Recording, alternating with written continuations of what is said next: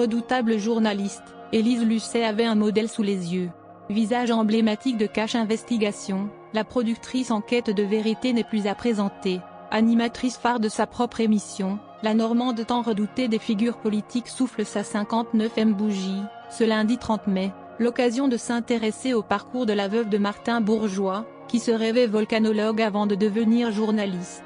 Pourtant, ma mère a toujours dit qu'un jour, en regardant Christine Aucre, j'avais déclaré que je serais à sa place, s'est-elle souvenue en 2015, dans les colonnes de Paris Match. Je n'en ai aucun souvenir, mais ma mère ne m'a jamais menti, avait aussitôt souligné la journaliste, décrétée la plus influente devant Anne-Claire Coudray et Laurence Ferrari en 2019 par l'IFOP. A fini par le devenir. Détentrice d'un baccalauréat scientifique obtenu de justesse, la fille d'une ancienne directrice d'école et d'un père professeur à la faculté était une enfant rebelle. Ma sœur très brillante, moi j'ai fait l'inverse. Au lycée, je n'allais plus en cours, j'étais punk, habillée tout en noir, révoltée. J'ai eu mon bac de justesse et je n'ai pas fait d'école de journalisme, admet-elle. Mais un stage effectué au Canada a modifié sa trajectoire, j'ai eu un stage à Radio France. Ça a commencé comme ça, j'avais 20 ans. Au petit bonheur la chance, c'est en 1996 que les deux journalistes se rencontrent lors de la remise des prix des femmes en or à laquelle Élise Lucet a reçu des mains de son exemple le trophée de la communication.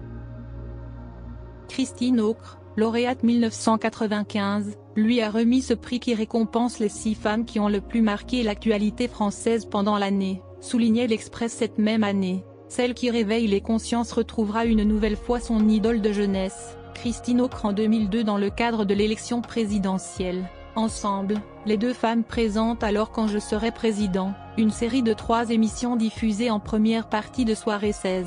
Née le 30 mai 1963 à Rouen, d'un père professeur d'anglais et d'une mère institutrice, Élise passe chaque été 2 mois à camper en Europe avec ses parents et sa sœur. C'est lors de ces voyages qu'elle développe sa curiosité des autres grâce à son père qui entre en contact très naturellement avec tous les voyageurs rencontrés pendant ses séjours.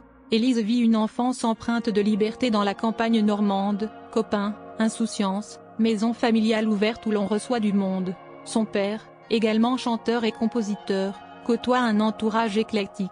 Élise n'aime pas l'école, elle s'y ennuie, tout y est trop statique, elle aimerait apprendre autrement. Vers l'âge de 10 ans, rêvant de devenir volcanologue, elle a l'audace d'écrire à Haroun Tazieff en personne, pour se renseigner sur le cursus requis. La réponse de celui-ci l'a définitivement découragée de s'orienter dans cette voie, vu le niveau d'études demandé pour accéder au diplôme, double agrégation de mathématiques et physique.